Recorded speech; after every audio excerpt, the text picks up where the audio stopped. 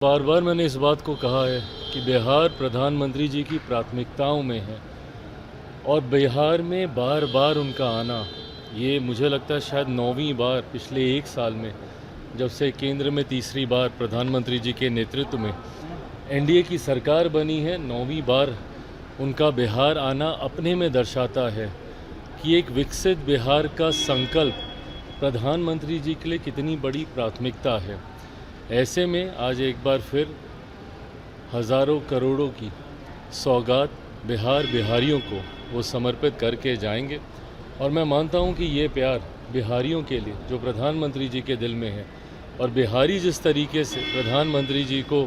प्यार करते हैं, ये अपने में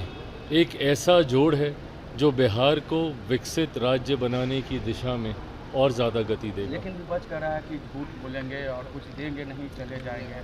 विपक्ष और कहेगा क्या? विपक्ष इस बात से घबराया हुआ है कि क्योंकि मुद्दा तो इसी बात को ये लोग बनाना चाहते थे ना कि प्रधानमंत्री जी ने बिहार के लिए क्या किया, प्रधानमंत्री जी बिहार आते नहीं, प्रधानमंत्री जी बिहार को देखते नहीं, जब चुनाव आता है तभी बिहार आते हैं। यही बातें विपक्ष मुद्दा बनाता, पर जिस तरीके से निरंतरता में ना सिर्फ प्रधानमंत्री जी बिहार आए, ना सिर्फ प्रधानमंत्री जी ने बिहार को लाखों करोड़ों की सौगात अभी तक देने का उन्होंने काम किया, बल्कि जो योजनाओं का उन्होंने शिलान्यास किया, जिन जिन योजनाओं को, उसका शुभारंभ भी उन्हीं के हाथों हुआ है और आगे भी कई ऐसी योजनाओं की शुरुआत प्रधानमंत्री जी के द्वारा की जाएगी। तो विपक्ष के पास अब मुद्दा बचा नहीं, तो सिर्फ यही बोले गए कि भाई आएंगे, झूठ बोलेंगे, क्योंकि अब कोई ऐसी बात विपक्ष के हाथ में अब है नहीं जिसको वो आधार बनाकर केंद्र सरकार या प्रधानमंत्री जी या हम लोग की डबल इंजन की सरकार के ऊपर वो किसी भी तरीके का प्रहार कर सकें। राजद ने ट्वीट किया है और कहा है कि पिंडदान करने आ रहे हैं नीतीश कुमार जी का और राजनीतिक। गलत बात है ना, किस तरीके की शब्दावली है ये? इस तरीके से भाई बार बार मैंने कहा है कि आप कीजिए ना, नीतियों के ऊपर आप सवाल उठाइए, एसआईआर को लेकर आपने मुद्दा बनाया हुआ है, बनाइए, इन सारी बातों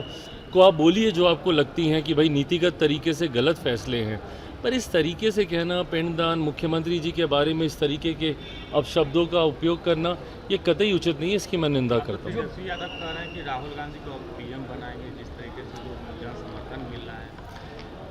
आज किस तरीके से राजद कांग्रेस के पीछे कुछ लग्गू की तरह लगी हुई है, किस तरीके से राहुल गांधी जी को ये लोग पूरे प्रदेश में घुमा रहे हैं, ये अपने में दर्शाता है ना कि भैया राजद की ताकत कितनी ज़्यादा घट चुकी है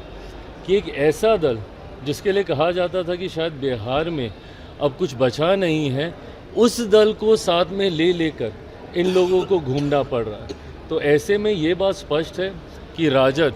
पूरी तरीके से अपना जनाधार खो चुकी है और अब कांग्रेस जैसा दल जिसका देश भर में जनाधार कमज़ोर हो चुका है, उसके सहारे बिहार की नैया अब ये लोग पार करना चाहते हैं। बिल आया सर, बिल को लेकर तेजस्वी यादव ने कहा है कि मुख्यमंत्री नीतीश कुमार और चंद्रबाबू नायडू जी को जेल भेजने की तैयारी में है। ये वही लोग हैं ना जो कि भ्रष्टाचार पे जब जेल जाते हैं तो परिवार के दूसरे सदस्यों को कुर्सी देते हैं। ऐसे में जब पारदर्शिता की बात आएगी, जब भ्रष्टाचार और भ्रष्टाचारियों पे कार्रवाई की बात आएगी, तो कांग्रेस, राजद जैसे दलों को सबसे ज़्यादा परेशानी होगी। क्योंकि इनका आधार ही भ्रष्टाचार रहा है। कांग्रेस का शासनकाल देख लीजिए, उसमें हुए घोटाले देख लीजिए, और राजद